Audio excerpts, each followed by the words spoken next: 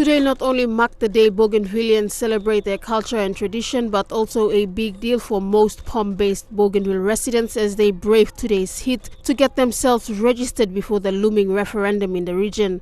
Initially, the target date was set for June 15, 2019, which is today, but due to several issues which continue to hamper preparations by relevant authorities and agencies, including the recently established Bougainville Referendum Commission, the date for referendum has been pushed back to October 12 this year. As far as BRC is concerned, the dates have been set, and we've made clear that we intend to deliver the referendum. We are confident that we'll be able to do that within the resources. And of course, like a lot of other countries, elections take place or referendums, it won't be 100%.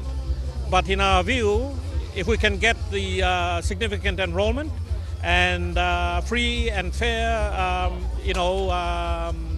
voting, then we'll end up with a credible outcome. So we are confident that we can deliver a credible referendum.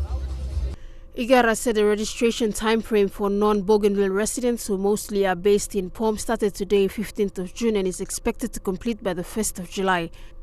Registration for Bougainvilleans in other provinces in PNG will follow suit in the coming weeks. The Papua New Guinea Electoral Commission has provincial offices, and under agreement with the Bougainville Referendum Commission, the Referendum Commission will be appointing what you call assistant returning officers in different provincial centres. So they will oversee the the enrolment and the voting in various centres. And of course, after the voting, the votes will be actually sent back to Bougainville to be counted in Bougainville. The counting will not happen in the other parts of PNG. They will all take place in Bougainville. He adds that although everything is moving forward as expected, there is still quite more to be done with regards to awareness in the region, and more people need to be made aware of what independence and full autonomy truly means and how this could play out for them. One of the critical things beyond funding is that there's been very limited awareness on Bougainville, and I will say the rest of Papua New Guinea, about the referendum that was coming and the implications of it. So it goes beyond the mandate of BRC, but the direct consequence of delays is that we have not been able to go out as early as we could to engage in consultation and bring the awareness. He highlighted for the referendum process to be respected and conducted within the spirit of the Bougainville Peace Agreement, as this will determine the political future of this island region.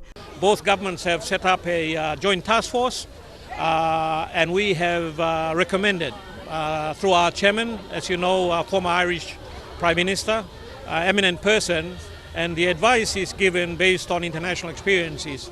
The two governments must start talking about the outcome and the consequences, the future political status now, as part of the preparations. We know that it will be either independence or greater autonomy. Those are the two scenarios. So they must engage in the discussions on that and be ready to present their report to the Parliament of Papua New Guinea. Today saw the first phase of the process beginning in Port Moresby, given the recommended allowance to postpone the target date by 3 months to allow preparations to be completed thoroughly.